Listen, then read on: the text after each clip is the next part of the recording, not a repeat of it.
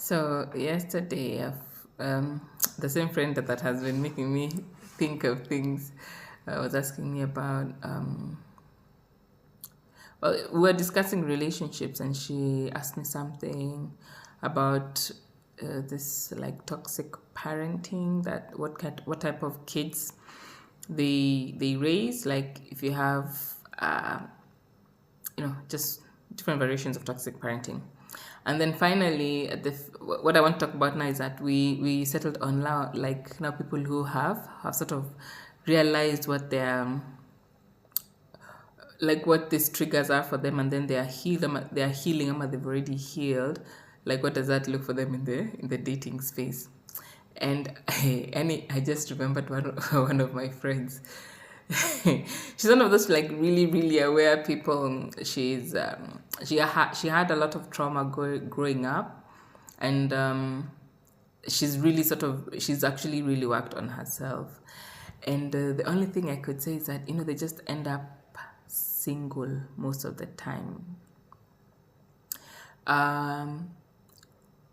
Looking at her life, I can see, because we've been friends for a while, like from high school, so I know. And so, but looking at her life, I can see like the progression that she's had, like of mental, whatever. And like you can tell that from someone's dating life. Of course, mine don't even, yeah, but like you can tell that from someone's dating life. And so I've just been observing her because, like you could tell the kind of people that she used to be attracted to and really sort of be into those days versus what she's attracted to now and into, and even what is attracted to her right now is like quite different caliber of people. And now, unfortunately, what I was telling this young girl is that, unfortunately, if you're healing, or rather, if you're healing, then you also need to know that you'll be very lonely for quite a considerable number of time, because of like how you are is like there's a frequency that you give out, and so there's only like if you're giving out this frequency, then the range of people that will find you attractive will be between this, like kuna range, yeah. And so if you're giving out this type of frequency and the rest of us are here, then you really would not be able, like in any average normal crowd that is out anywhere in Kenya, you would generally not be able to get a partner that you can be able to settle down with.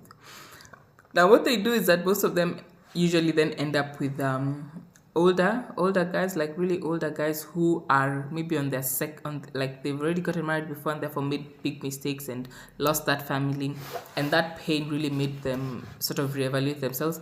But usually not people in their 30s, people now who are like in their 50s. Or white people. I don't know why. In my imagination, I think white people have less trauma from their parents, because I don't know. I really don't know why some white people are attracted to them. And so the rest of us, we'll never lack people that are liking us or we are liking, because most of us are in this range of common, average, toxic, different types of toxicity. Like you have a different toxicity than I do, and therefore we sort of trauma bond or just sort of want to fill each other's voids. But when someone has no void to fill, then usually no one is looking to cling to them, and most of us are not whole enough to want that. The other thing I wanted to say, I was trying to gather my thoughts, is that I've remembered. So the other thing I wanted to say is that also those people usually, if anyone usually people don't find them attractive because there's really nothing to latch on to them for. And the ones who do find them attractive then either fall into that like top tier category, or people who are out to use them, especially if you're a woman, then they're out to use you because everyone thinks that you're so up there, up there. So then there are those men who want to sort of upgrade themselves. They really don't like you, they're not attracted to you, they don't find you attractive at all. but they want to upgrade their status and such, like how people view them, and therefore they want to get you so they can get that status.